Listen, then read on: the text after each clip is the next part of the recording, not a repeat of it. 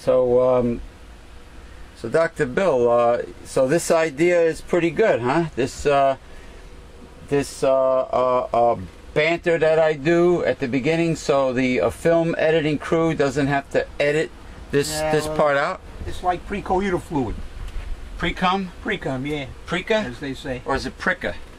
Pre-cum, precoital fluid. Precoital. Precoital. Coital? Coital meaning is like intercourse. Is that like Quetzalcoatl? Intercourse. Is that like Quetzalcoatl? No, he was a god. Aztec or Mayan? Aztec. I don't know. Precoital. So, coital, is that why they people why after coitus, you know? Is that why oral sex became so popular? They got it from the word coital, so that people can eat each other. No, coital means intercourse. 69. 69 or 68. You tell the girl how about 68? You do me and I owe you one. Oh, I'm sorry. I'm sorry, public. I didn't know you were there. Forgive me, please. Welcome to Progressive Discussions. This, of course, is Progressive Discussions coming to you live and pre-recorded from the Newsletter Censored Research Center in northeastern New Jersey. It happens to be Saturday, May the 12th, 2012. So that will be 5/12/12. Yep. Right, and it happens to be a very balmy, warm, but dry, beautiful, clear, sunny day. It's warm. What's the high for today supposed to be? They said 80, but 80 I don't degrees. know. Well, this is me prop. This is an imported blackthorn shillelagh, a shillelagh from Ireland, weapons grade. It is like an Irish gavel. I wave it around to help me emphasize certain things. I enjoy using it as a prop, even though I'm not Irish. I love me shillelagh. Anyway, I'm here with the Reverend Dr. William J. Eisenman, my co-host and mentor. How are you feeling, sir? Good, good. Besides with your hands, right? Ha ha ha! Yeah, ha ha. Okay, now I'm going to read some things here. For those of you that are new to Progressive Discussions, we are very hard-hitting. Even though we have a great sense of humor and we crack jokes, we often get extremely serious and ferocious. And rightfully so. Because we often bash right-wing fundamentalist counterfeit Christian conservatives who are, in our opinion, the primary tools of Satan in the end times. Not the only tools, but the primary tools. Okay, just want to show something. I got this in the mail. It says here, donate your car, okay? 100% tax deductible, any car accepted, free pickup. Proceeds help the help to provide representation to our disabled or needy veterans for obtaining the assistance they deserve. Call today, 1-800-HELP-VETS, or donate online, helpourveterans.org. Support our troops. Donate your car to Vietnam Veterans of America Incorporated. But of course there are many other veterans in dire need, like the ones that fought in Iraq and Afghanistan. And why should they be? Okay, they should get their assistance immediately. I'm getting to that point. Sounds like a very worthy, legitimate charity fundraiser, but in a country like the United States of America, okay, that has supposedly so much wealth and resources at its disposal, and since the 1% are hogging like 90% of the money, and they don't pay taxes, all right, we shouldn't have to have charity fundraisers to help the veterans. The veterans should automatically be taken care of, just like the homeless and the poor in America. Yeah, because who's protecting the 1%'s wealth? our so-called public servants in Washington, perhaps?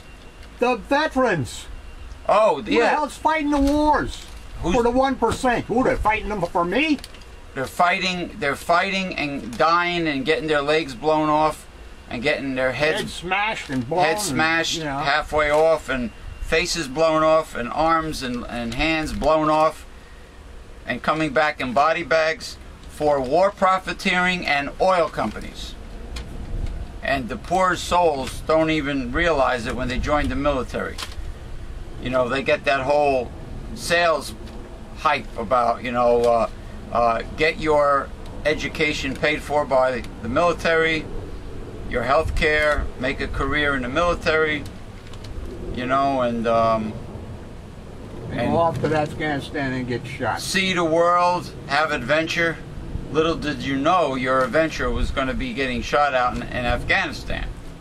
Using inadequate tactics that are just meant to spend bullets and machinery and implements and etc. so that the contractors can make more. Right. That's all it's about. That's what Vietnam was all about, and that's what these are all about. Yeah, profits before people. Greed. It's like the old days of feudalism are brought back, but this time it's a corporate plutocracy, and then also they have tampered with the United States Constitution to take away your rights that our forefathers gave us. Fascism. Okay, I want to talk about this new healthcare law that was passed where if you're 76 years of age or older and you're a cancer patient, they have decided that you're not worthy to spend government taxpayers' money on to save your life and to pay for your treatment. So they assume that if you're 76 years of age or over, that you must simply go away and die, go home and die, because they feel it's not priority to save you. It's just an excuse if you're 76 or over. Even if you have the health of a Jack LaLanne and you're not senile and you're completely alert and highly intelligent and physically fit, God forbid, if you happen to, knock on wood, if you happen to get cancer, they won't pay for it unless, of course, you're a 1% 76-year-old person and you pay for it yourself. But it's really horrible how they prioritize human life.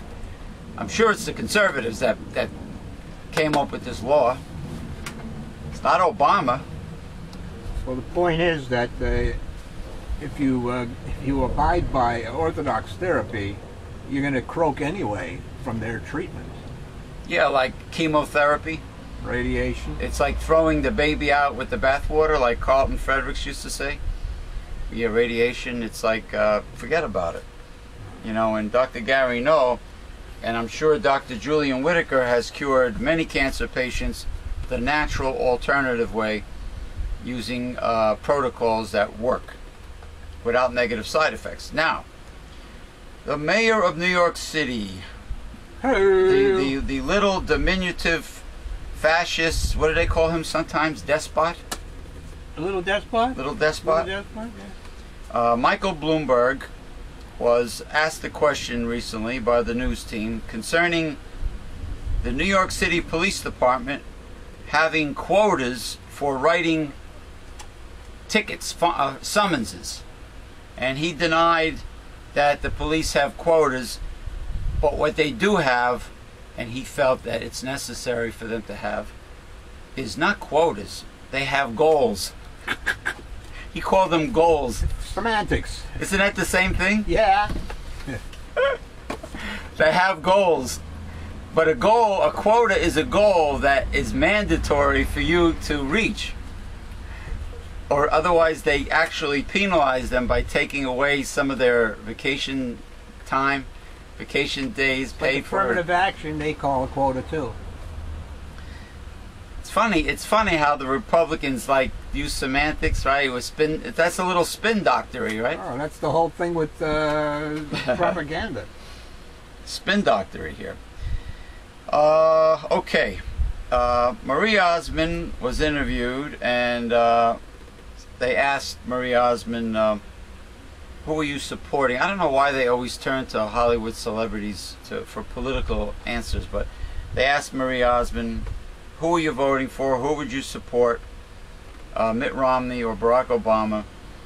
And she says, very, very like melodramatically, she says, I would rather get food poisoning than reveal who Marie Osmond will support and vote for in this 2012 election. And then she said that who I will support is the person that upholds the Constitution and defends our freedom. So it kind of sounded like something a Republican... I guess she's going to vote for me then. Thank you, Marie. Yeah. Thank you. The Reverend because the other two aren't. The Reverend Dr. William J. Eisenman. I mean, it sounded like she, you know, putting two and two together.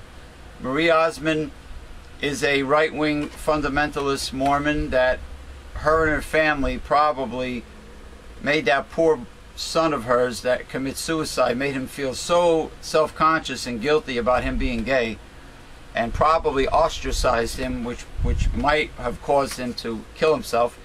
It sounded like Marie Osmond was leaning towards the right-winger Mitt Romney, and because they asked her, are you going to vote for Mitt Romney because he is a fellow Mormon? But she won't answer that. But it's just her attitude. It sounded like she was leaning towards the right-wingers because these people vote according to their crazy religious nut zealot ideology, and it's not even family values. Protecting their money. Right. Now, oh, by the way, we're going au naturel today because it's so nice outside. So please forgive the noise that you hear out there, like the plane that just went overhead. We're not too far from Teterboro Airport, where all the celebrities land their private jets when they come to New York. We're not far from New York City. We're not far from Newark International Airport. We're in the northeast part of New Jersey. So there's a lot of sounds that emanate on a Saturday afternoon.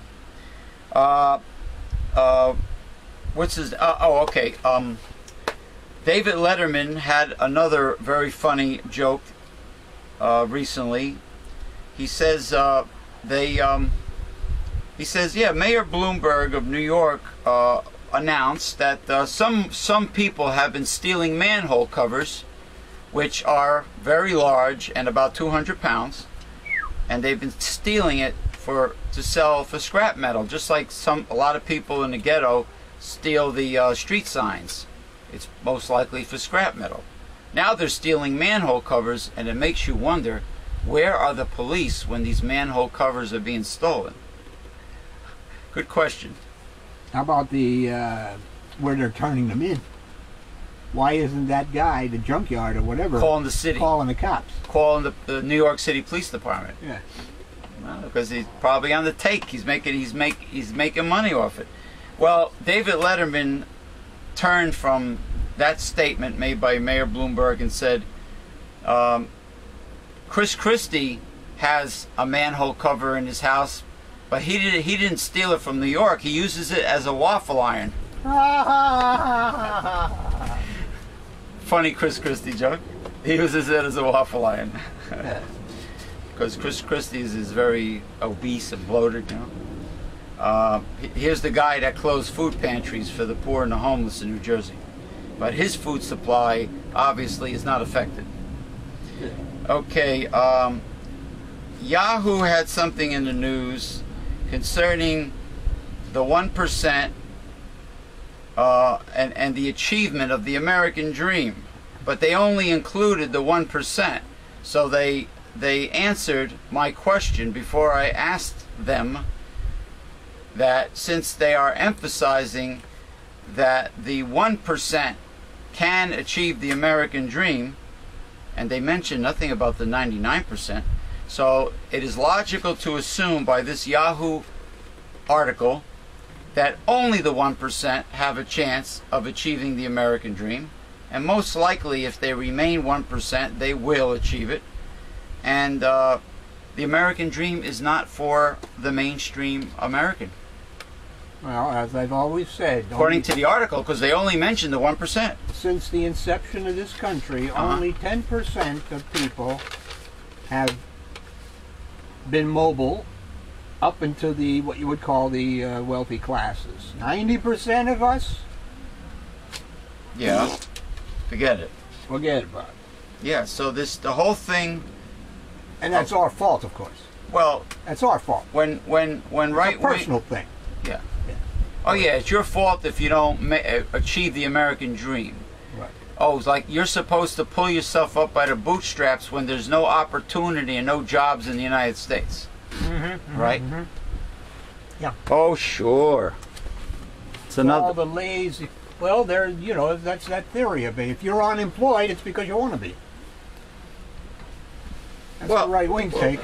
Well, even the That's why there's 350,000, according to Mr. Gary Null the other day.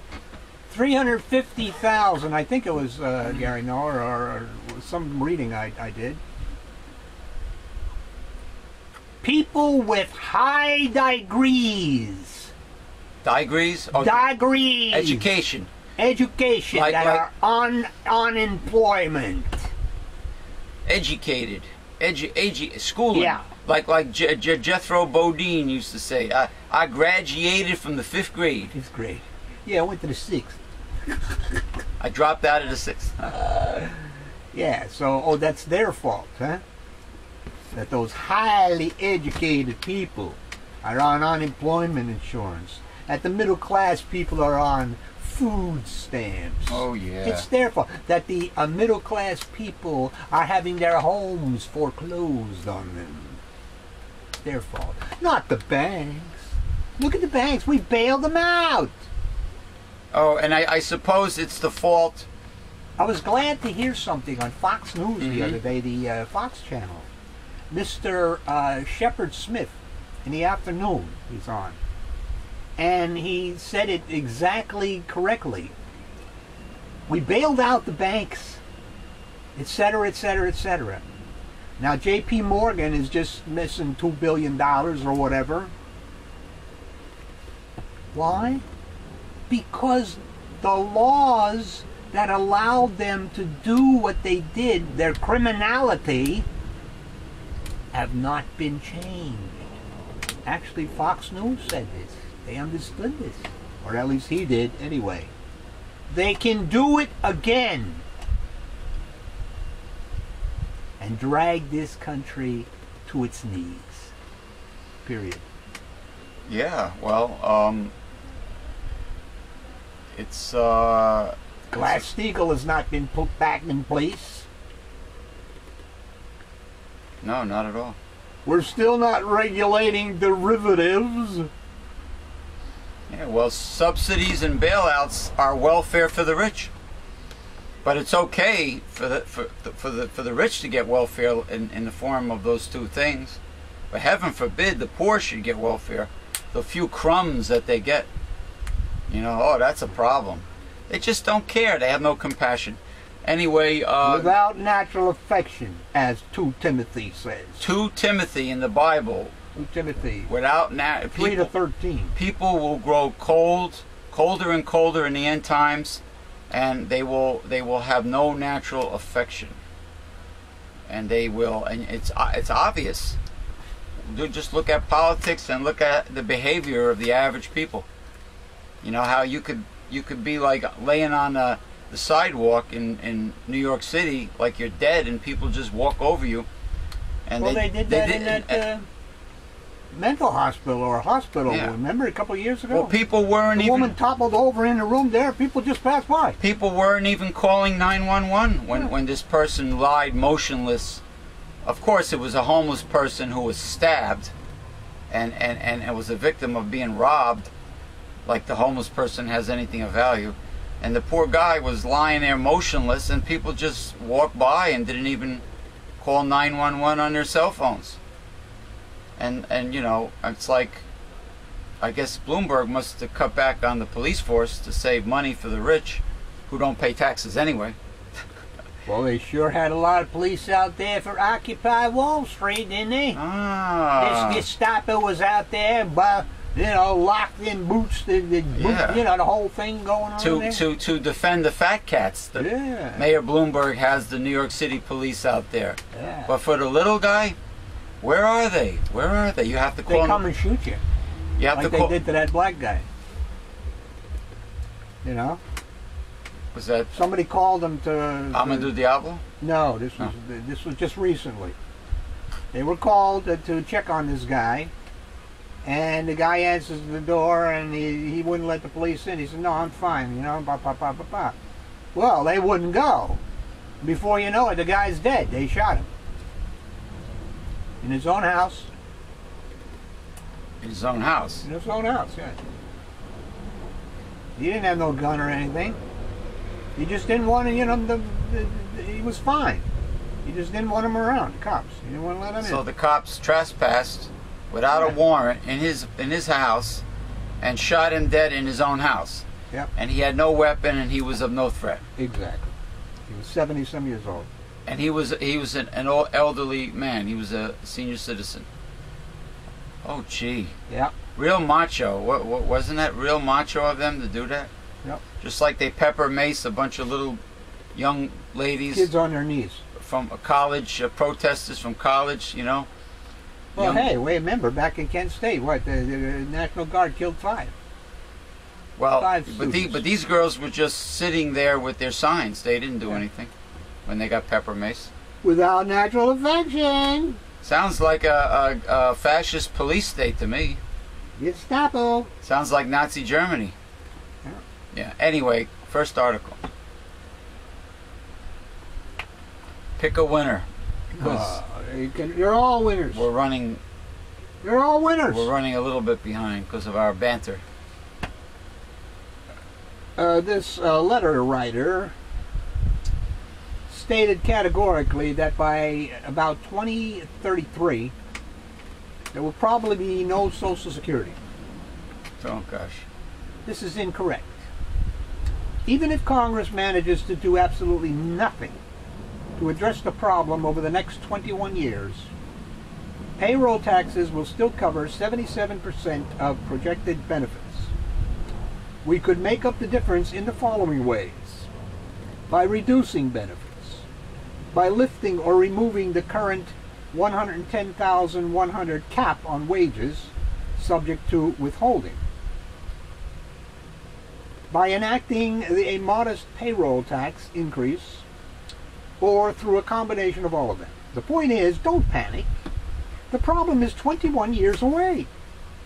Unlike the federal budget, which is $1.2 trillion short right now. Mm-hmm. Does anybody ever say why, though? Does anyone ever explain that while G.W. Bush was in office and Mr. Cheney was actually acting as president, the 2 wars were not on the budget? Medicare Part D was not on the budget. Mm-hmm. Obama comes in, he has to put them on the budget. Yeah. So now they show up on the budget. In addition, the 2033 date is based on estimates of economic growth, wage rates, life expectancy, and such. The shortfall date has been recently given as close as 2029 and as far away as 2042.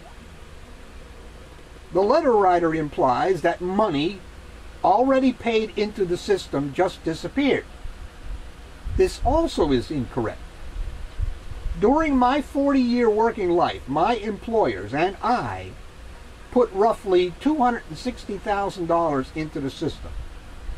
I will collect all of that in a little over 8 years and 9 months. I expect I'll live a lot longer than that. So will the letter writer, and so will a lot of other retired friends and neighbors. If the letter writer wants to know where the money went, she should visit a current retiree. Also, Social Security administrative costs are less than 1%, meaning 99 cents of every dollar collected goes into benefits. Mm-hmm. Wow.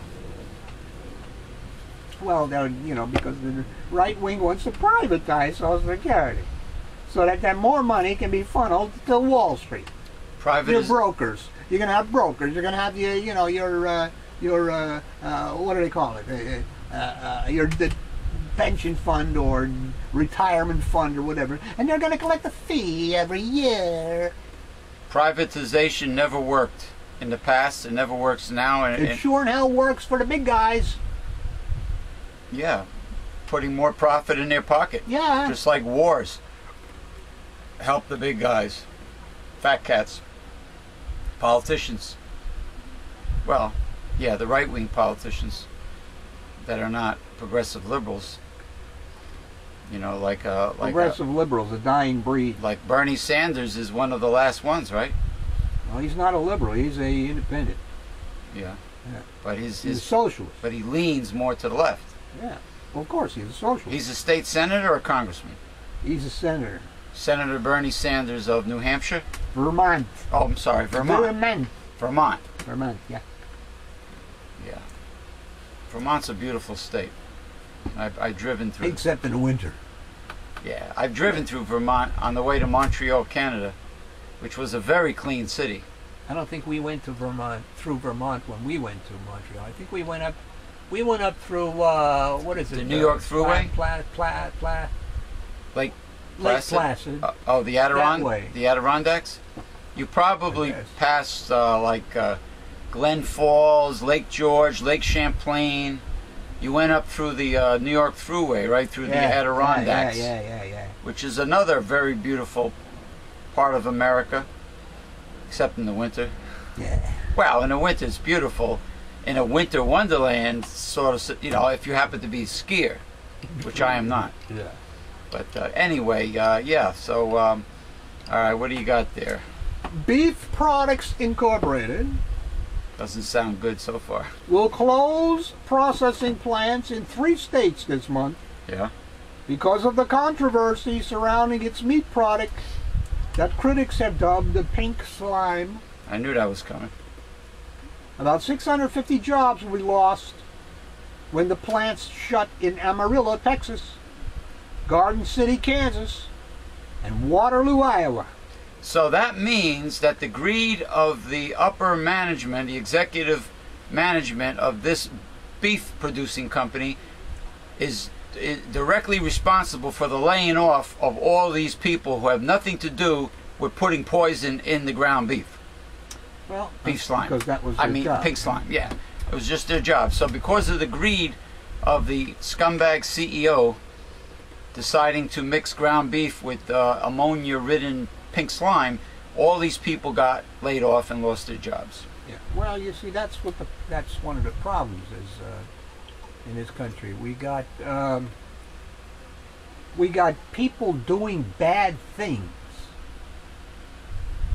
and nobody wants to lay them off or get rid of their job. Nobody wants to do that. Ill-gotten, especially in these times now with this unemployment stuff. Ill-gotten gains. Yeah. So the bad guy is rewarded today. Oh yeah. As opposed in the devil's world. As opposed to America of the past, where the good guy always got rewarded and the bad guy got what he deserved. I don't know a time actually when the good guy ever got what he deserved. Well, maybe it's Hollywood of America's past in terms of Hollywood movies, Because way back when, I don't think the Chinese coolies who built our railroads had such a good time. I didn't think they were happy. Yeah. And of course the railroad companies, they got loans, land for free from us, the taxpayer. Well, the Irish laborers too they got discriminated against and shafted, and so did the Italians when they came at the turn of the century. Everybody that comes here has to fight and claw their way to acceptance. They all are subject to, every one of them. Mm-hmm. And of course, with the slave trade, and the original natives here are subject to extinction. They received the biggest screw job of all. It was the native people. Okay, and there's a little joke in there's a new video called "Stop the GOP Greedy Old Party Part 3." Part 3. I saw it yesterday on Facebook. Is on the internet as of last night, and there's one picture where a brown-skinned, Latin-looking young man is holding up a picture of the Pilgrims, male and female Pilgrim Puritans, and it says "anchor babies." Anchor. So the Native Americans, he could have been a Native American young man. The Native Americans could say the same thing about the European settlers. Oh, they're anchor babies. They're in my country. Blah blah blah blah. Just like the Republicans say about Latin Americans having their children in the United States to have a better life. You see that the federal government is now suing Mr. Sheriff Arpaio in Arizona. What's up with Sheriff Arpaio? For racism, for his profiling, for all of this crap that he does over there. Doesn't LAPD also do that a little bit too? Yeah, it's about as corrupt as you can get. LAPD. Racial profiling, sure. In other words, they're singling out people based on what they look like, and not on just cause. Because if you pull over a vehicle and ask for identification, you should have just cause to pull the vehicle over. Speaking of vehicles, I hope you are aware of this new law that has been put into effect, which I myself was not aware of it until a young lady friend of mine just got pulled over for it. What happened? Let's say you are going down the Parkway here in New Jersey. Garden State Parkway. Garden State Parkway. And there is a... what the hell do you call them on the Parkway? The cops? State troopers. State troopers. There's a state trooper on the right, on the shoulder, who pulled somebody over for something. Right. State trooper finishes his business with the person, goes around his car, gets into his car. You are in the right lane. Okay. And you are proceeding. You're on the shoulder. You're on a shoulder. You're in the right lane of the Parkway. Because there's no shoulder. He's on the shoulder. Well, if you're he and the person he stopped are on the shoulder. Doesn't sound very safe to be on the highway and not on the shoulder of the road. Who? When you get pulled over, when you need to... No, you're not a pullover. You're coming up the Parkway. Oh, and the state trooper's behind the person? The state trooper and the person are on the shoulder. When you say... The new law states that you do not continue in your right lane and pass the whatever they're doing on the shoulder. You must pull over into the left lane and go by him. So you cannot turn your steering wheel and swerve around whatever's going on in the right lane. There's nothing going on in the right lane. You are in the right lane. You are just going up the Parkway. So what's in the right lane, obeying the first rule of the road. Stay to the right. Unless you want to pass. Unless you want to pass, and there's broken lines and saying you can't pass. But on the Parkway, there's 3 lanes you can pass. And then you signal. You ain't signaling nothing. This has nothing to do with you. So what was wrong with this? I'm talking about the new law. The new law states when you pass something going on the shoulder involving the cop, the state trooper or whatever, you must pull to the left lane. Because they are afraid. All of these accidents have been happening where the car's going by and they hit the cop or they hit his car or something. You must move to the left and go around so to speak. Sounds like an excuse to write more summonses. That's exactly what happened to the young lady. Because a $200 moving violation. moving violation. That's pretty All she was in is the right lane, continuing to go down here and pass this action here and go out her exit. That excuse was not good enough. Sounds very unfair. Well, it is. It hasn't been thought through. I will say that much. If you're in the right lane of a highway, and you see a police officer who stops somebody on the shoulder, which is not a lane, it's the shoulder. It's where you go when you need to stop your car, you know, emergency or whatever. And you see a state trooper asking for identification and, you know, papers on the shoulder, and you're in the right lane, and there's nothing going on in the right lane but you moseying along at the speed limit, I hope. Right. You can't do that anymore. They don't want you to do that if there's a cop to the there. left. They want you to signal. What if you can't? What if you can't? Exactly. What if there's a car coming up on you and you can't go to the left? What if there are cars on the left at the same time and you cannot pull into the left lane? Right. What if? That means See? That means you still get $200 fine and your insurance goes up. And you can't stop on the right lane. You can't stop. You got to pass by. You go in the speed limit, or you've slowed down to 45 or 35 or whatever the hell. You know. Can I say more examples of fascism? For crying out loud. And greed. You know, maybe the key words pertaining to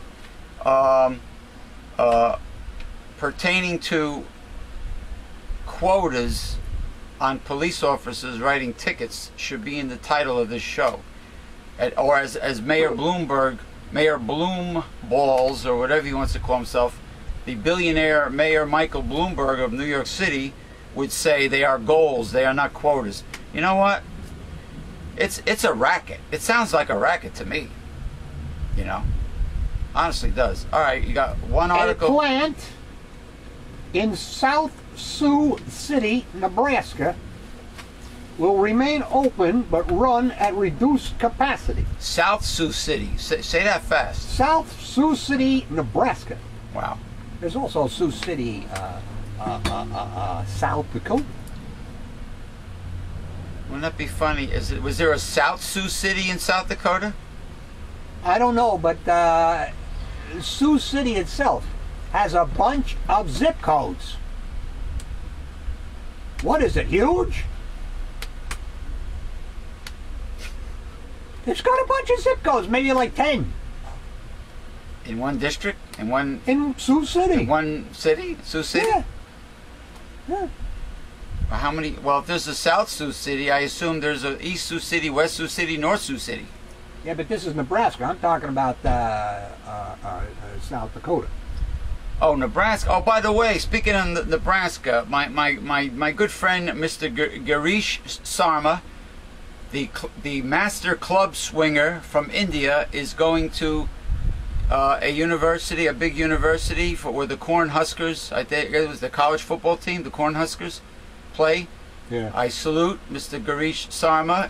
And by the way, Mr. Girish Sarma has informed me that even though Nebraska is known for its steaks and its cattle ranching, Omaha steaks, very heavy cattle ranching, if you go out to eat, the price of steaks are still high priced. You greedy scumbag capitalist bastards, overcharging people for steak in a western state known for cattle ranching and getting steaks. The steaks should be dirt cheap like they are in Argentina. Eating locally. Eating locally. Cheaper. They're charging you a premium price. You bastards. Yes. Rat bastards. The South Dakota-based company blamed the closures on what it said were unfounded attacks over its lean, finely textured beef. During its processing, bits of beef are heated and treated with a small amount of ammonia to kill bacteria. The filler has been used for years and meets federal food safety standards. Of course, that's garbage. Sure. Anything could meet the federal food safety standards. Federal standards is a joke. Absolute joke. And there are many stories to support that. But the company suspended operations last month at 3 plants. BPI has declined to discuss financial details, but it said it took a substantial hit after social media targeted the product, and an online petition seeking its ouster from schools drew hundreds of thousands of supporters. The U.S. Department of Agriculture has said that school districts may stop using it, and some retail chains have pulled products containing it from their shelves. Company officials hope to recover, but have since realized that doing so was not possible. In the near future, the company paid its workers during the suspension. We will continue communicating the benefits of BPI's lean beef, but that process is much more difficult than countering the campaign to spread misinformation that brought us to this point. This is a sad day for the state of Iowa. Oh wait, that's the end of that, I think. Oh no. This is a sad day for the state of Iowa, said Iowa Governor Terry Branstad. The fact that a false, misleading smear campaign can destroy a company's reputation overnight should disturb us all. The Republican governor said the workers will go home to their families and will soon be without a job. All because some media on the coasts decided to unfairly and viciously smear the product they so proudly produce.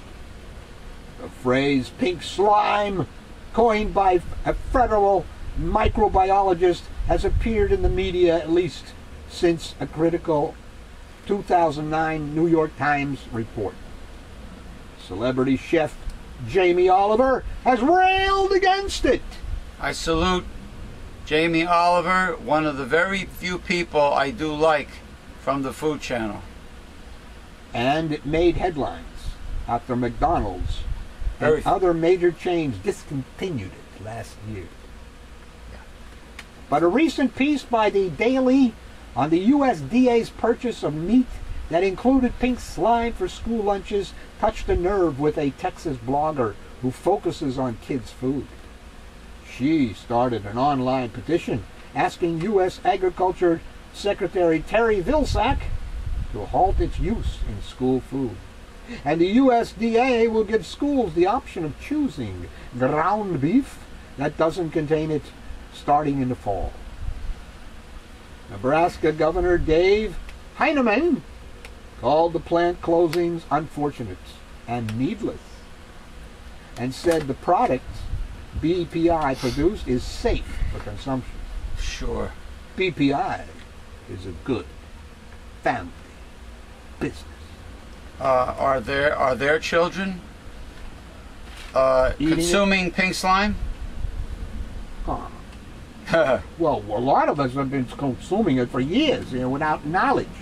Yeah, but I'm sure the people who have known about pink slime this whole time, the people that work for the government, the politicians, and the fat cats themselves that run the beef industry, I'm sure themselves, they and their children are not consuming pink slime since they knew about it. Who knows? They thought it was a safe product. Well, the propaganda says so. I was reading a very good article concerning the best vegan protein sources for people that want to refrain from eating meat, and for this obvious reason that we just heard. And it seems like the Peruvian grain quinoa is has high amounts of all 8 amino acids, and is very high in calcium, much higher than dairy, and as well as other nutrients. And it's spelled, of course, Q-U-I-N-O-A.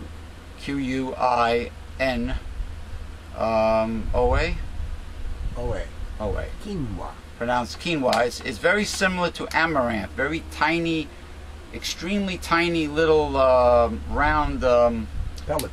golden pellets, like tiny golden buckshot almost, you know, and like pastina. Pastina. It looks yeah. like pastina, or couscous. Small couscous. Actually, Whole Foods has an organic whole wheat couscous, which is actually pretty tasty. Okay, we're going to stop for the Reverend Dr. William J. Eisenman's gastronomic delight known as lunch, and we'll be back with promo. Right. Quinoa, sir. Quinoa. It's very tasty also. You know? I'm tasting it. Is actually being a vegetarian, if done properly, especially if you use Indian spices, is not a boring thing necessarily. It could be done, but it has to be done with the right knowledge, and you have to know how to combine certain foods. They did mention sunflower seeds, pumpkin seeds, sesame seeds. They mentioned, of course, soy, you know, as a good source, and dark green leafy vegetables. Well, Reverend Bill, like we were talking about the fine jewelry industry. No, we're talking about the selling of gold. Right. Now, the commercials are constantly being shown about the purchasing of gold. Because, of course, we are in an economic crisis. Every time something bad happens in the country or the world, or both, you know, in the United States or internationally, the price of gold goes up. And the worse things are, the more it skyrockets. Silver, too. And there are many commercials concerning the purchasing of gold. Right. Now, which happens to be a little on the high side, you know, price-wise, because things are so rotten. But if you purchase gold as a piece of jewelry, and then if you're going to sell it, forget about precious gems. They are not an investment, because they will give you a tiny fraction of what your ring was appraised for. One time I got a diamond pinky ring appraised by a fine jeweler for a retail worth of $400, and they wanted to give me another jeweler. In this case, it was Dancing Jewelry, fine jewelry in Hasbrook Heights, New Jersey, that's always showing commercials on TV about giving you the most money for your jewelry and gold. Maybe the gold, if they weigh it and they pay you by the gram or by the ounce. The workmanship, when it comes to the workmanship, when it comes to the gemstones, they wanted to give me a tiny fraction of what the diamond pinky ring was appraised for. So it's never going to be an investment. But what I'm trying to say is, if it's jewelry, you will get the value by weight from a jeweler. Now, if you buy gold coins, if you buy a currency made of gold, or gold bullion, bars, whatever, if you're allowed to buy that, you have to submit your social security number, and then you have to pay a capital gains tax, even if you're a little schmuck, even if you're not one of the 1%, or you know, if you're not making $250,000 or more a year, you still, if you're a little stiff, little guy, you have to pay a tax, like a capital gains tax. So, you know, I don't know how much of a guarantee the purchasing of gold and silver would be. I would purchase silver. You know, silver is reasonably priced, and silver will go up. If it's pure silver, it will go up if times get very bad. But it's like one big gone up over all these years. Yeah, it's like one big revolving door. It's a racket. Everything that's retail, everything that involves buying and selling in the United States of America, appears to be nothing but a big capitalist racket. Sin sticketh to it. Is it in the newsletter? that, let me see. Yeah. Let me see. I might as well do the promo. Since I got the newsletter in my hand. Good idea. Not a bad idea. Put my shillelagh down. As the nail sticks to the stone, so sin sticks to buying and selling. Ecclesiastes chapter 27, verse 2. God's not, obviously this says that God is not too crazy about capitalism. Okay, and then we have, he that makes haste to be rich shall not be innocent. He that makes haste to be rich shall not be innocent. Proverbs chapter 28, verse 20. He that oppresses the poor to increase his riches, and he that gives to the rich, shall surely come to want. Proverbs chapter 22, verse 16. Prove all things, hold fast that which is good. 1 Thessalonians Boy, that's something. chapter 5, verse 21. Go ahead. Counterfeit Christians do not ever do they? We take it all on faith. Yeah, We take it all on faith. they take it all on their interpretation of what the Bible is, not what the Bible actually tells you. Now, the Bible interprets itself, and it is not given to interpretation of any man. So it's not meant for everybody to understand, Correct? because the flock is always supposed to be small. Like Jesus said, and the disciples came to him on the Mount of Olives. Right. It is given for you to understand these things. It is not given to them. That's why they ask him, why do you speak to them in parables? Because it's not given to them to understand. Daniel. Go your way, Daniel. The book is sealed until the end. Same thing in Revelation. Nobody in the first century or whatever until today, our day, could have understood Revelation. Yeah, and people thought, people were so sure that throughout the history throughout the history of the world, they thought that many people were the Antichrist. They thought that Napoleon was the Antichrist. I mean, they thought that many were, and you know, which proves that human nature hasn't really changed since the beginning, unfortunately, and that's why we're in the problems, we're in the predicament that we're in now, because of human nature. That's why politics is corrupt in the United States, and that's why we have this fascism now, you know. But anyway, and our Constitution is being tampered with. This is the very backbone of our organization. Newsletter Censored, founded in 1977 by the Reverend Dr. William J. Eisenman, my co-host and mentor, founded it in 1977. There is more information in the newsletter than there is on our websites or on our talk shows.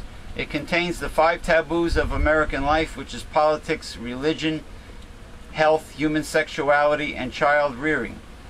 It is very hard-hitting. It is the kind of information that you will never hear or read in the mainstream media or the press. And it is the type of information that is revealed that most people are afraid to hear. Can you handle it? So this is the very backbone of our organization. This is the very best way to join our organization.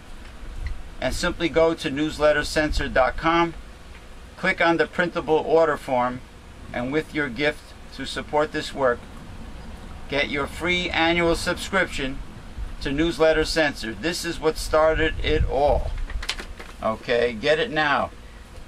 You need Newsletter Censored to learn how to defeat a conservative. You need Newsletter Censored because we are living in the end times. Okay, you need Newsletter Censored. There is nothing, and I repeat, nothing else like this anywhere in the world, and possibly the universe. That's a large area. Yeah, or maybe there's a Newsletter Censored in a parallel universe to us. Newsletter uncensored. Uncensored. The opposite.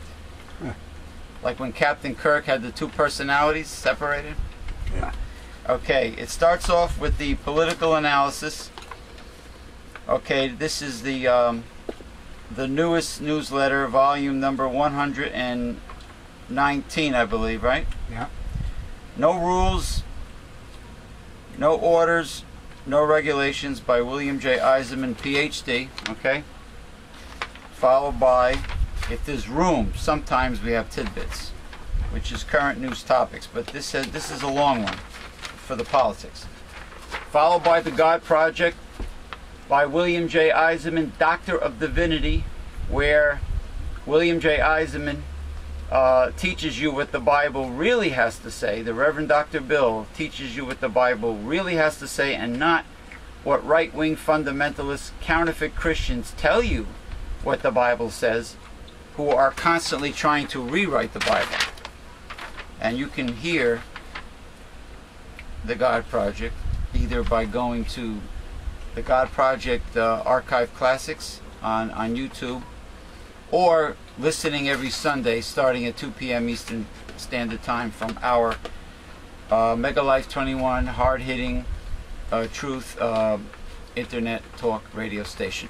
And the link is right at the top of newslettercensored.com. Okay, and we also have censored on demand archive classics. So you will never ever miss any of the readings or our shows. You have progressive discussions on the internet, on video, and you have the God Project and Newsletter Censored, Hard-Hitting Truth, also on video to listen to, and on radio. Newsletter Censored, Hard-Hitting Truth can be heard every Thursday and Friday starting at 2 p.m. Eastern Standard Time to around 11 p.m. Eastern Standard Time. And then today, Holistic Health Talk is heard every Saturday from 2 p.m. to 11 p.m. Eastern Standard Time. And then, of course, the God Project is Sunday.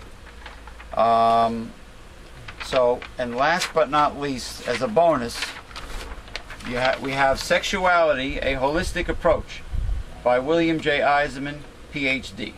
So get your free annual subscription with your gift to support this work right now. Okay? And don't forget to check out Dr. Bill for President. Okay? Check out, I'm going to make myself a little useful. Check out Dr. Bill for President. I'll be right with you.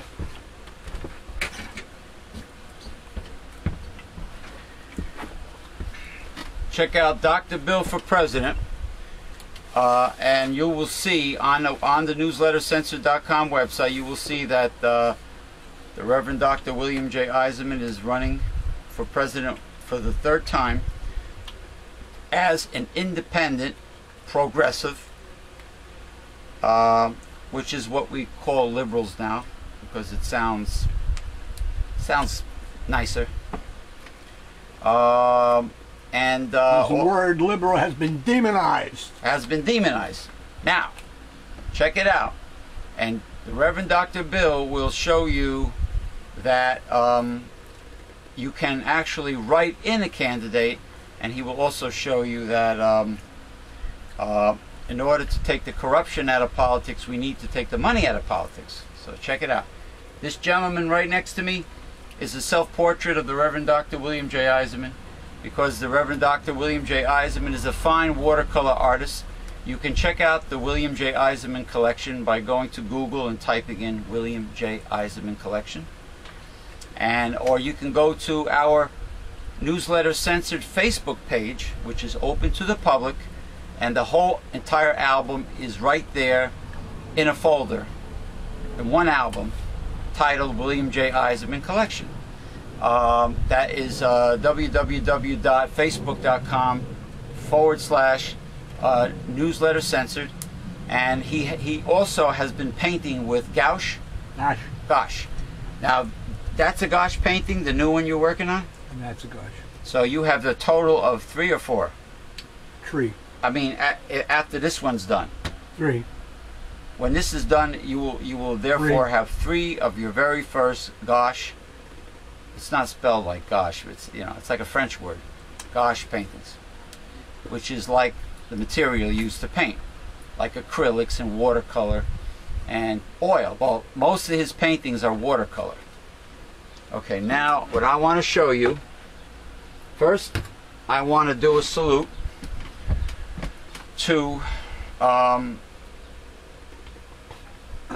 to Honest Craft Beer Reviews, Mr. John Starodomsky, who is also a very dedicated progressive liberal that is a middle-class gentleman who is a professional and very qualified beer taster, and he owns and is president of Honest Craft Beer Reviews. And I want to salute Mr. John Starodomsky, and he wants to do a show with me on location from his home in Georgia concerning politics, and he said the Reverend Dr. William J. Eisenman is more than welcome to join us. Who's going to Georgia? No, via telephone. Oh. He's going to be doing it from his webcam in Georgia, and he says he would. But I'm not a beer drinker. No, it's not going to be about Honest Craft Beer Review. It's going to be about? It's going to be about the state of how we're living and the situation that we're living in. He wants to bash conservatives, right-wingers. He loves bashing. What if it interferes with his business? Will he want to do that? He's very passionate with the situation at hand, and I guess being that he is a successful middle-class gentleman, it will be fair to discuss maybe how some middle-class people do not follow the Tea Party lies. Might not be a bad idea. So a lot of people don't follow the Tea Party lies. But you never hear on the media. You never hear about them. Exactly. You never hear about them. So I want to salute Red Rooster's Regional Food and Drink, and also Honest Craft Beer Reviews. But most of all, I want to salute my group, titled The Meal Ticket. That is MEEL.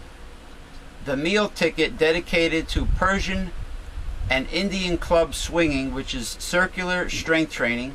And I originally developed the group in honor of Professional Wrestling Hall of Famer, the great one, the Iron Sheik, the legendary Iron Sheik, who first introduced me to Persian club swinging. Otherwise I would have never heard of Persian clubs or Persian meals or Indian clubs, when he used to go in the ring and swing the clubs. And he issued a contest for all American athletes to try and swing his Persian clubs, and none of them can do it. Powerlifters couldn't do it. Juiced up steroid juice heads, bodybuilders couldn't do it. Nobody could swing the Persian clubs. So I salute the Iron Sheik, and as a treat, as a surprise, I will show you one of my Persian clubs. Okay, this one is this is my big boy here. Beautiful wood grain. I guess you could see it. Alright. It's my baby. It is a authentic Persian meal made by Mr. Christian Darce of revolutionclubs.net. And he's outside of Houston, Texas. This is made of fine, high-quality hickory, which is the most durable wood. And this is my jumbo Persian meal. See, it has the beautiful grooves in it and wood grain. And of course, when my mother first saw it, she says, "Oh, can I polish your Persian club with lemon pledge?" And I says, Ma, that's not a bad idea, because then it will look like a piece of furniture and I can keep them in the living room. And it turned out that it did bring out the luster of the wood grain. Alright, and let me see. I guess you could see the logo. 20 pounds. You could see the what do you call it? Too close. Revolution Club's carving. Alright. revolutionclubs.net. Revolution Clubs by Christian Darst, now the finest in high quality Persian meals and British style Indian clubs. Now, I just want you people to know, the great Scott Sonnen of Club Bells had posted that, you know, do not underestimate club swinging because of the science of torque and leverage. A mere 15-pound club is equivalent in force to a 75-pound dumbbell or a 54-pound kettlebell. So do not underestimate club swinging. Alright? So there you go. This is my baby, my big pride and joy, made of high-quality hickory from revolutionclubs.net. Persian meal. And I salute my group, which has grown quite a bit. We have many famous people. The world's most foremost authority, the world's foremost authorities on club swinging is right now a member of my group. One of which is Mr. Julio Anta of Miami Kettlebell. He teaches Kung Fu in Miami, Florida. And the president of Atomic Athletic, Mr. Roger LaPointe, is there, and of course Red Rooster, and Izzy Barish, another foremost authority in the United States on club swinging, and Paul from Perth, Western Australia, is there too. Okay. All right.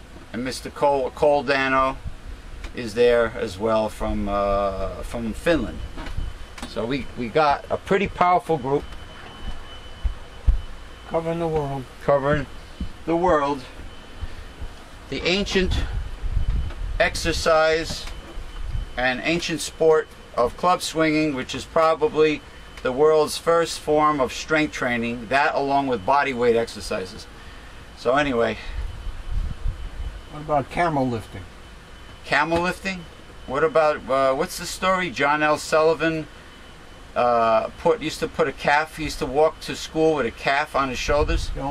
And every day the calf got heavier and heavier. That was an old progressive strength training method. Walk 5 miles to school with bare feet in the winter? Well, everybody's grandfather tells them that. Wasn't that an old Abe Lincoln story? Abe Lincoln was a rail splitter. Oh, like he didn't chop down those stinking cherry trees. Was that John Henry? Was that the story? John Henry was big, a steel driving man. Yeah, he was a rail. He used to hammer the spikes. He was a rail worker until the machine came along. And then he had a contest with the machine, and the machine won. And he dropped dead.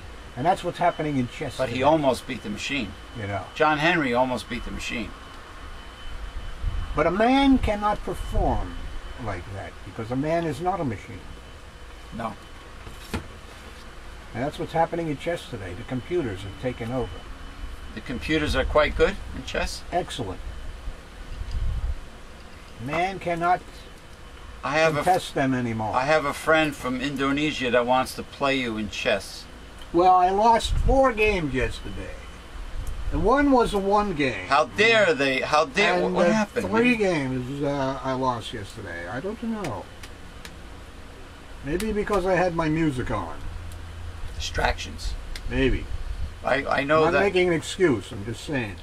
You know, speaking of rip-off, those authentic Star Trek 3-dimensional chessboards are pricey, man. They want like a few $100s for that damn thing. And it's just merely a curio, because who the hell plays it? Could be played. Who plays it? Spock. That was just for the show. For the show, he don't play it. Nobody plays it. You know? Remember that kid that melted the chess pieces with his mind because Spock beat him and said checkmate? That young guy? That was Charlie? Charlie? Charlie. Okay, remember? Yeah. All right, continue back to the articles. We have any Oh, what about that bloated fast? He's coming up. He was in the news recently. He's coming up. I think I sent it to you too. It was No, he's coming up. Oh man, what was He killed a health thingy. It had to do with health care. Yeah. It had to do with senior He citizens. Right? vetoed it. He vetoed it. Democratic legislature is upset. You have an article about that? No. But do you know what the nature of it was? It was a law for involving seniors. No, it involved, I don't know what, it might have involved children, even. He's not above that. Oh, he don't care. But it involves some kind of a health thingy.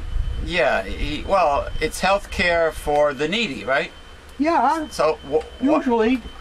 honestly, I'm not shocked that Chris Christie would veto something like that. Exactly.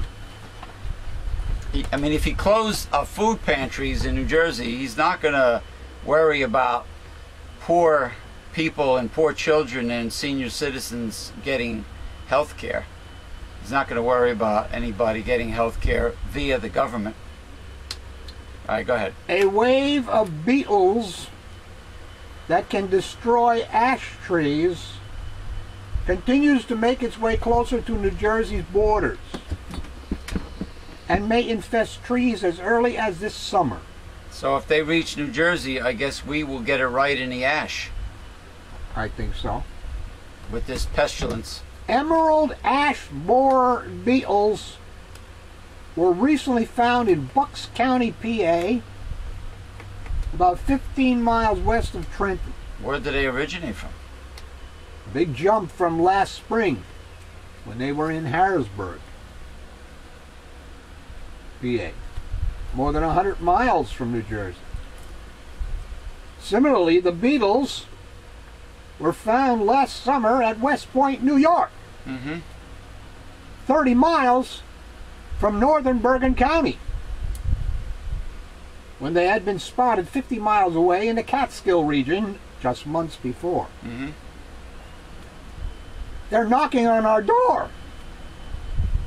Are they? They're that big, huh?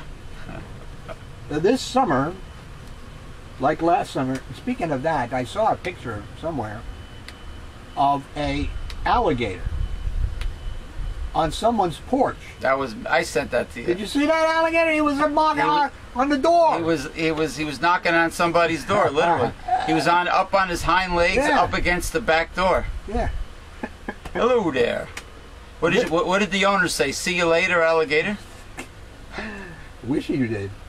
This summer, like last summer, more than 680 sticky traps will be hung from trees in all 21 counties, including 14 in Bergen County and 19 in Passaic County.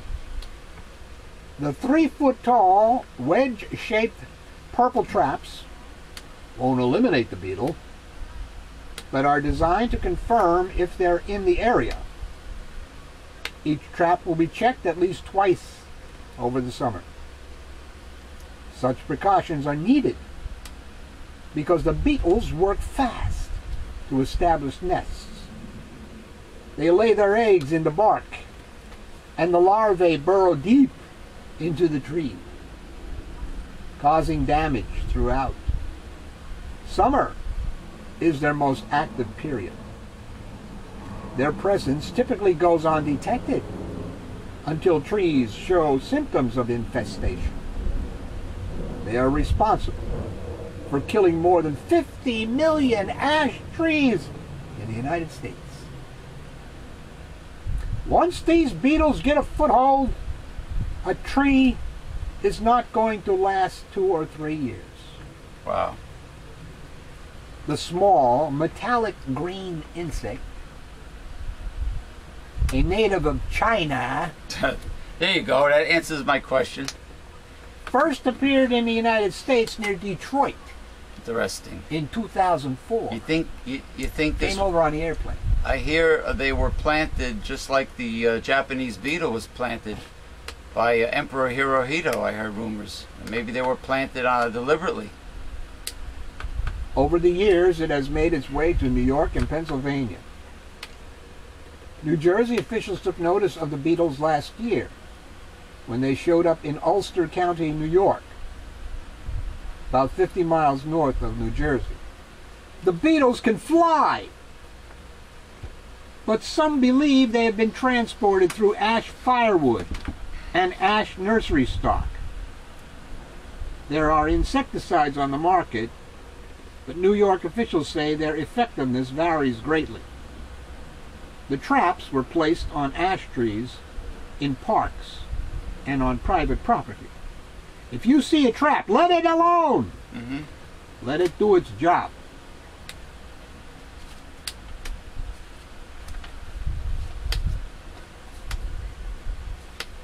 Interesting. I know Beatles. There's only 2 Beatles left. Talking about the musical group. Ringo Starr and Paul McCartney. And Paul McCartney, and they still sound great. Hey, I heard the Beach Boys on not the other night on I think it was Jimmy Fallon's show, and they sounded pretty good for old geezers. They really did, and they said their style from doo-wop, famous doo-wop bands. Phil Collins has a show on tonight on PBS. Oh, really? But he's doing all Motown crap. Why? Don't ask me. That's what I say. He's not doing the progressive stuff that he's famous for? No. No. Is Peter Gabriel with him? No, I didn't see. He's alone. Why is he doing Motown? He's not known for Motown. I know. He's not even known for Larrytown or Curlytown. Or Pottstown. Pottstown, oh, the home of Yinling Brewery, Yinling Microbrewery, America's oldest brewery, Yinling. And my favorite beer because it is a high quality crafted micro beer from the United States that is low priced. It is even cheaper than like buying Michelob or Miller. Anyway, you have a Chris Christie article? I do, but we are reaching it slowly. All right, go ahead. Potty humor just got prehistoric. A new study suggests that dinosaurs may have helped keep an already overheated world warmer with their flatulence. Really? And their burps. Wow. 200 million years ago. Very gassy, monstrous creatures. Gassy dinosaurs. Oh, before I forget, I'm so sorry. Happy Mother's Day 2012, America. Happy all you mothers out there. Happy Mother's Day, M-U-T-T-E-R, Mother. Yeah, I want to salute all you mothers out there. Okay? I might be barbecuing tomorrow for me mother. Me and me mother. All right, continue. The research published on Monday in Current Biology suggests that large dinosaurs made a significant contribution to the greenhouse effect back then. Study author David Wilkinson of Liverpool, John Moores University in England, estimated that about 570 million tons of methane came from dinosaurs. Wow, they shit that much? Well, they're big. You know. That is similar to total atmospheric levels of methane today produced by livestock. Farming and industry. Cows alone now produce nearly 100 tons a year of methane. Pigs produce an enormous amount of fecal matter for methane. So where is the problem with acquiring natural gas with all this fecal matter? Yes, that you have to learn to recycle that stuff. Are we fecally challenged? I think so. By this project? Yeah. There's a lot of stuff that private industry will not do because there's no immediate profit in it. Like they don't push natural supplements because they cannot patent it, like the drug companies patent their drugs. That kind of stuff. In other words, if it's not very profitable for industry, usually industry and the government doesn't go for it. Well, usually what happens is right. The government does all the research and development. Right. And then hands it over to some private company so that they can make profits on it. Yeah, if they happen to be a Republican, they're going to hand everything over to a private company. All right, finish this article, and I want to bring something up that I just thought about, something important. Governor Christie Here we go. regaled supporters of a free market Washington think tank with some of his best hits from past speeches on Friday night, making light of his weight and the state's tough image while touting his recipe for success in dealing with a Democratic legislature. Recipe for success, not one of his fattening, obese-inducing recipes. The keynote speaker at an economic awards dinner hosted by the Cato Institute, Christie touted the importance of compromise as long as principles aren't sacrificed. To overcome partisan and special interests, he said, public officials need to have the courage to educate the public about the scale of problems and get them to accept that tough measures are needed, even if they don't like them. I'm not looking for people of New Jersey to love me, he said. When you go looking for love in this job, that's when deficits get rung up. Christie stressed the importance of being honest with the public, but he also used exaggerated figures to make the deficits he closed and the tax cuts he's enacted and proposed seem larger. For example, he cited the multi-year value of tax cuts. Christie noted that registered Democrats outnumber Republicans by 700,000 in New Jersey. That's the point of that is, how did this guy ever get elected? Hey, well, probably for the same reason G.W. Bush beat Al Gore. And the state has not elected a Republican to the United States Senate since 1972. So I don't want to hear any other state crying their state so hard. We can't do this, he said. Come to New Jersey, be a Republican, and then you'll know hard. But it can be done. A sought-after surrogate speaker for the presumptive Republican presidential nominee Mitt Romney, Christie mentioned President Obama only in a dismissive reference to the hope and change theme of the president's 2008 campaign. Notably, he did not mention Obama at all while discussing the anniversary of the death of Osama bin Laden, who was killed on May 2nd, 2011. But Christie said he broke up two major terror plots while serving as the state's top federal prosecutor before he ran for governor. On economics, Christie said leaders need to find ways to reduce the scope of government and cut taxes so the private sector can thrive. A message that was well received in the vast ballroom of the Washington Hilton. The United States will only be able to sustain its leadership position around the world if the resources are there in our society to produce a society others want to emulate. Right. The speech marked Christie's visit, his second visit, to the Washington Hilton in less than a week. On Saturday, he attended the White House Correspondents Association dinner at the hotel. The host comedian Jimmy Kimmel joked about Christie's weight, but Christie said it was worth it because he sat at a table with the actress Sofia Vergara. Oh, he did? Who stars on the ABC program Modern Family. Yeah, I know Sofia Vergara. She's from Barranquilla, Colombia. She's the one with the big jugs. Maybe that's why he was happy that he was at the same table. The governor's recent treks to the nation's capital come as he continues to stoke speculation about being a possible vice presidential candidate. Though Christie used to mock the idea of being any president's number two, he said during a question and answer session with students in Plainsboro on Monday that Romney might be able to convince me. Yeah, he stoked the idea, but I'm sure he wanted to shtuck Sofia Vergara. A Republican who's maintained his popularity in a large blue state, Christie, has been on some political analysts' short list. But one poll showed that having Christie on the ticket would do little to improve Romney's chances in New Jersey.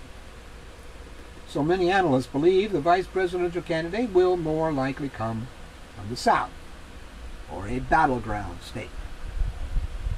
The Cato Institute, which sponsored Friday's dinner, is a think tank devoted to promoting small government, individual liberty, and free markets. Their individual liberty is that you have the liberty the freedom to accept 10 jobs at minimum wage or one job for $1 an hour. Screw that. That's the freedom they're talking about. The freedom to be a slave. Wage slave, yes. To be a wage slave, right. Every other year, it awards $250,000 Milton Friedman Prize for Advancing Liberty. And this year's recipient was Mao Yushi, a Chinese dissident who has criticized China's centrally planned economy. There had been a concern that Mao would be detained in China and not allowed to travel to Washington to receive the prize, especially since the weekend when the website he helped found was down during a crackdown on pro-democracy websites. But he was allowed to leave China on Wednesday.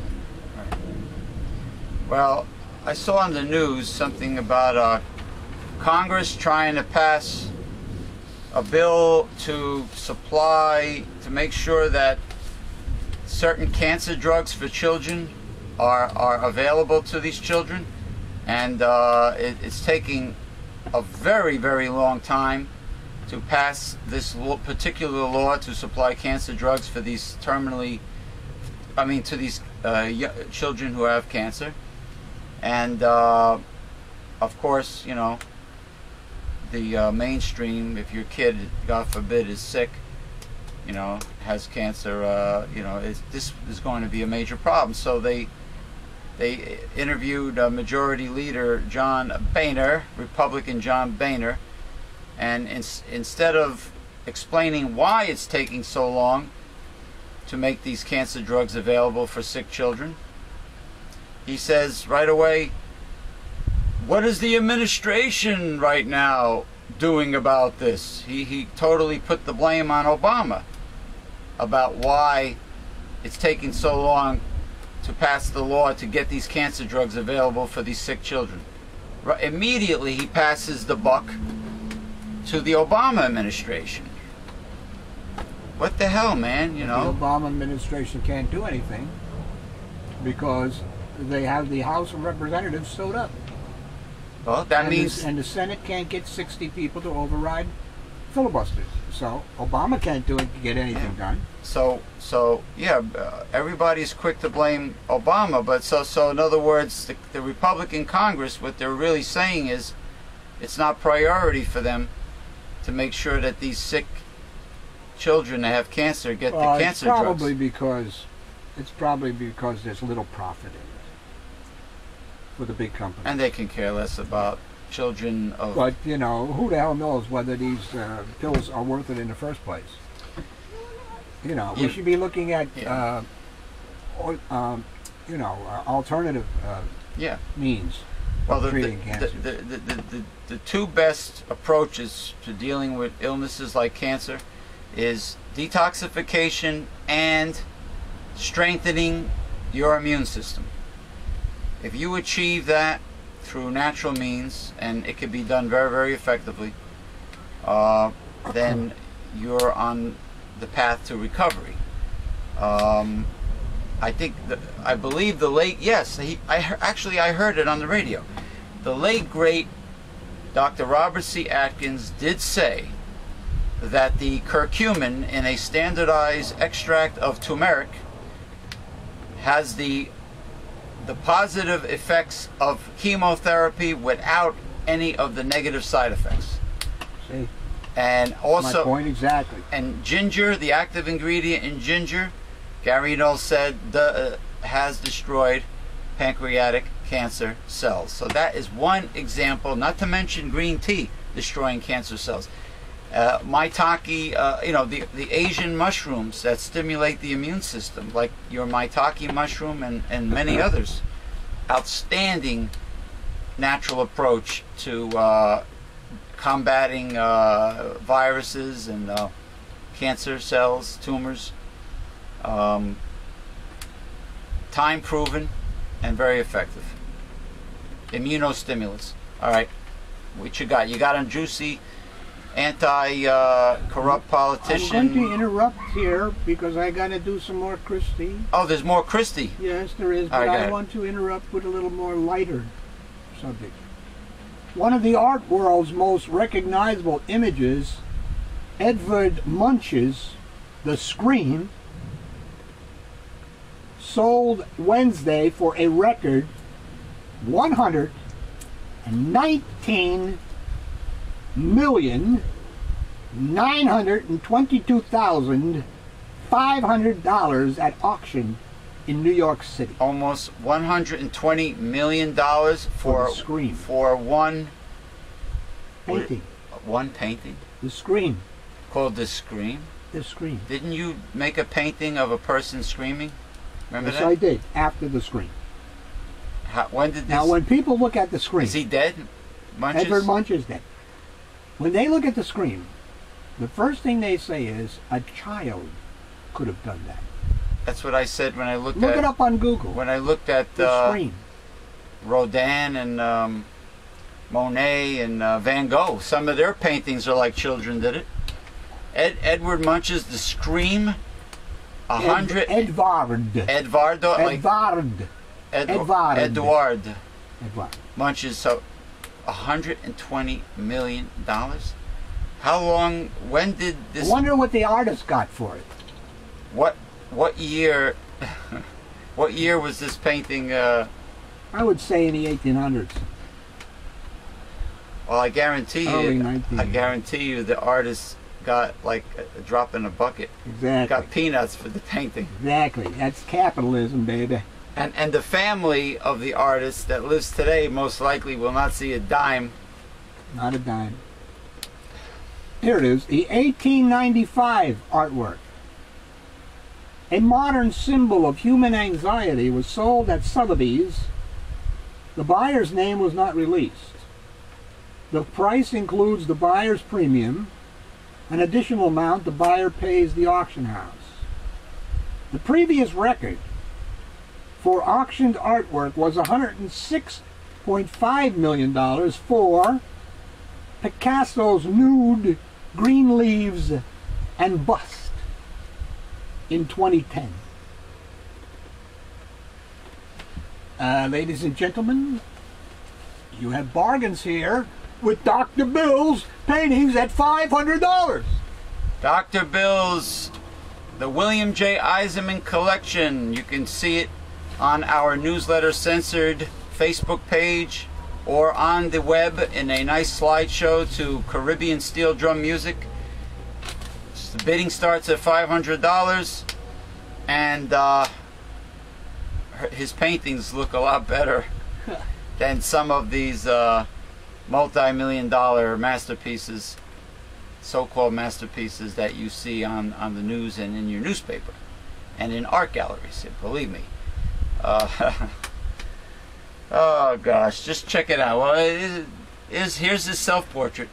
So do we have Governor Christie left a lot unsaid in Garfield at the town meeting.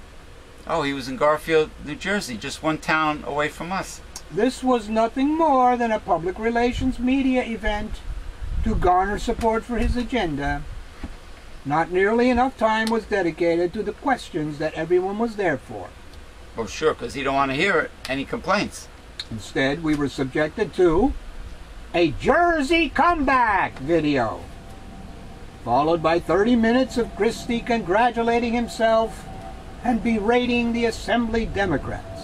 Propaganda? Christie propaganda film? He twisted the truth, Assembly Democrats want to raise your taxes. That's true if you're a millionaire. For anyone earning less than $250,000, the Assembly plan would cut your property taxes by 20%. Property taxes have gone up significantly since Christie took office. The only ones celebrating a comeback are the millionaires. Just like the article in Yahoo about the American Dream. Who will attain the American Dream? They talked about the 1%. They didn't talk about anybody else. Meanwhile, he would rather rearrange his sock drawer than engage in a meaningful discourse on property tax relief. He continues to be an embarrassment to this state when he shows up, a complete lack of decorum in dealing with those who are critical of him or his policies. Isn't it time to stop the name-calling, act like a true leader, and address the fact that property tax relief is still the best way to help the vast majority of New Jersey residents? Yeah, and also taking the state income tax and sales, taking the state income tax burden off of everybody except people making was it grossing $250,000 or more, or netting? Grossing $250,000 per year or more. They should carry the tax burden not only in New Jersey but nationwide. Should, and they haven't for the last 32 years. Keep that in mind. 32 years. When discussing taxes. They've been given a 32-year holiday. And guess who had to make up in that time period the amounts that they were not paying? The poor middle-class schmucks. I want you, if we do the show tomorrow, I want you to say that on the phone. But interesting. I know nothing about no phone show tomorrow. Why would the bully Knorr come to Garfield on May 2nd and not listen to our concerns? If Governor Christie knew he was coming into a hornet's nest, why did he choose not to listen to and address our issues? Why did he use Garfield to orchestrate this lame town hall event to tout his equally lame tax agenda, designed to benefit his suburban fat cat supporters, insult Garfield citizens, and ignore our concerns? At the May 1 City Council meeting, I questioned the purpose of this meeting as a political stunt to coincide with our upcoming council election. Right. It had been rescheduled from later this month and hastily organized. One council member assured us that this event is not political. Really? The governor loves Garfield. Right. Doesn't he say that about every town he speaks in? And I have a prime brownfield site to sell you. Sure. When are Garfield and its residents going to be treated with dignity and respect, and not as some politically convenient patsy for political thug pigs at the trough, numbnuts, politicos, to serve their own agendas? It's not only time for Governor Christie to apologize to those he's publicly humiliated and called names. It's also time for him to apologize to all New Jersey children for being such a poor model. Christie recently passed into law funding for anti-bullying legislation in New Jersey. But he regularly uses name-calling and public humiliation, forms of bullying, when questioned or criticized. How can Christie expect children to use civil, respectful, and appropriate behavior when he is unable to do so himself? There's a clear disconnect between what he says and how he behaves, revealing a philosophy of do as I say, not as I do. If Christie finds himself unable to be civil, respectful, and appropriate in the public arena as governor of New Jersey, how would he behave if questioned or criticized behind closed doors during sensitive international negotiations as our president, the office which he apparently aspires to? Yeah, like Chris Christie, who supposedly loves Garfield, New Jersey, like he would actually move to this lower middle class blue collar town. Give me a break. He is a, not only is he a great photo opportunity, snake oil salesman, windbag politician, but he makes his agenda quite obvious by pretending and to promise removing the tax burden from the middle class, and he just continues to keep the rich from not paying their fair share in taxes, and privatizing everything, which does not supply anything to the mainstream in New Jersey and to the poor. Simple as that. Simple as that. Nothing is done. Nothing is done for the little guy. Nothing is done for the poor. It continues to follow the same course, and it's like modern day feudalism. They want a corporate... Oh, you don't even have to go back that far. You just have to go back to the Great Depression. Soup lines and all the other, you know, the people unemployed and etc. That's how the country was before Social Security, before Medicaid, before Medicare, before all these good things. Were the Republicans in charge of Washington? They brought it down. That was that Woodrow Wilson? No, who was the president during the Depression? Hoover, Coolidge.